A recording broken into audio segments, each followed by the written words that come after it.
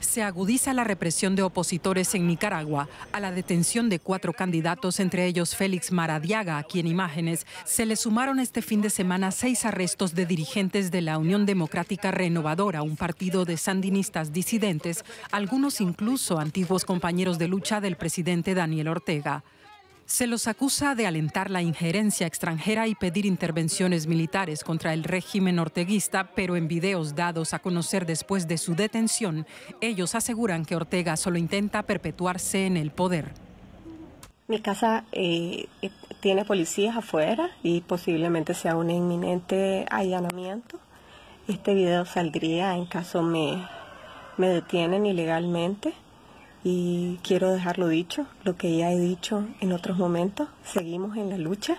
Esto es parte del proceso para salir de Daniel Ortega. Aquí nadie se raja, Daniel Ortega se va, lo vamos a sacar. Fuerza.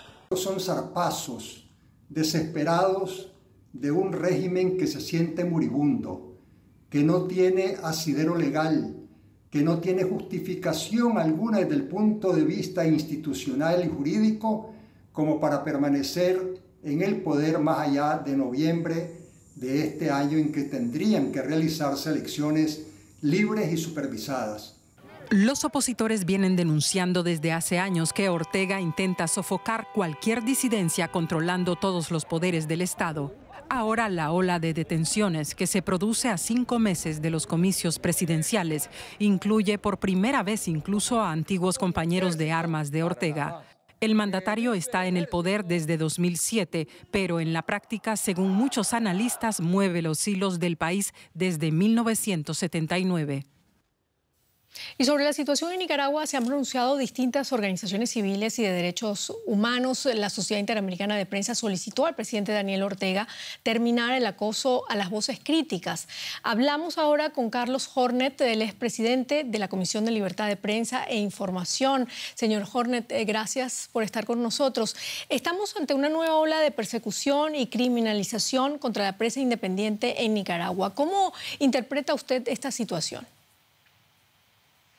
Bueno, lamentablemente es una historia, una crónica de una historia que se venía anunciando desde hace tiempo. Cuando hicimos la reciente reunión de medio año de la Sociedad Interamericana de Prensa, allá por abril, advertimos del grave deterioro que se estaba viviendo en lo que era el ejercicio de la libertad de expresión, pero también advertíamos que las elecciones de este año podían no ser ni limpias, ni justas, ni libres, como se está pidiendo desde todos los sectores y de distintos organismos internacionales como la Unión Europea y la propia OEA. Entonces, lo de la prensa es un eslabón más que se viene hilvanando desde hace mucho tiempo. La Sociedad Interamericana de Prensa a fines de 2018 advirtió, por ejemplo, sobre la expropiación de las instalaciones del Confidencial, órgano que hace apenas un mes, poco menos de un mes, fue allanado. Fueron ocupadas sus oficinas, fueron detenidos periodistas. En febrero de este año, la Fundación Violeta Chamorro, que venía trabajando sobre el tema de la libertad de prensa y de expresión en Nicaragua, fue obligada a cerrar por una ley de extranjería que lo único que hizo fue ahogar voces independientes y organizaciones de la sociedad civil, y ahora esta ola de encarcelamientos de 4 precandidatos presidenciales y de otra serie de dirigentes políticos que de algún modo venían denunciando los abusos de un régimen que, como bien se dice, está en franca caída, en franco deterioro, y que lo que busca es ocultar sus irregularidades y perpetuarse en el mando. Señor Hornet, pareciera una odisea ser periodista hoy en día en Nicaragua. ¿Qué puede hacer la comunidad internacional para proteger a la prensa independiente en ese país? Bueno, claramente seguir advirtiendo, seguir ocupándose del tema. Tal vez ha habido alguna ingenuidad de algunos sectores durante mucho tiempo, porque, como digo, estos síntomas se vienen reflejando desde hace mucho tiempo.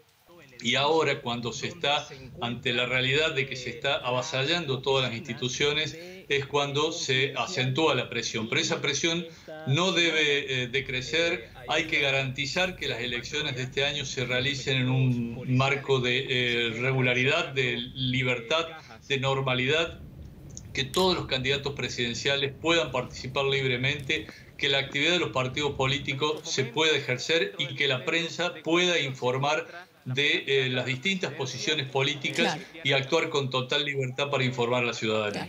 Una última pregunta. La relación entre el Estado y la prensa ha sido complicada en Nicaragua con los Ortegas, pero también, por ejemplo, en Venezuela durante la era del chavismo. ¿Por qué cree usted que la libertad de prensa va en retroceso en la región?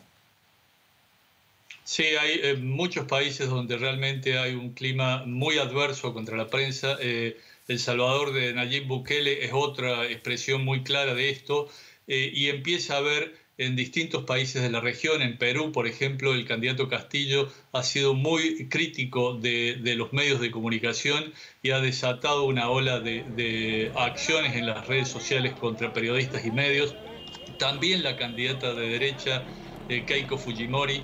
En la Argentina hay un clima de permanente confrontación con los medios y con los periodistas que objetan algunas decisiones oficiales, y lo mismo ocurre en Bolivia, por ejemplo. O en el propio México de Andrés Manuel López Obrador, que en sus intervenciones mañaneras permanentemente habla de los medios como el enemigo del pueblo. Lo que buscan los gobiernos populistas es claramente descalificar a aquellas voces que puedan señalar irregularidades en los gobiernos y que puedan dar cabida a voces críticas a los regímenes que buscan perpetuarse en el poder u ocultar algunos negocios no suficientemente claros. Entonces, esto es lo que debemos proteger, esto es lo que debe trabajar la comunidad internacional, no solo en gobiernos populistas de izquierda, sino también en gobiernos populistas de derecha, como ocurre, por ejemplo, en el Brasil de Jair Bolsonaro.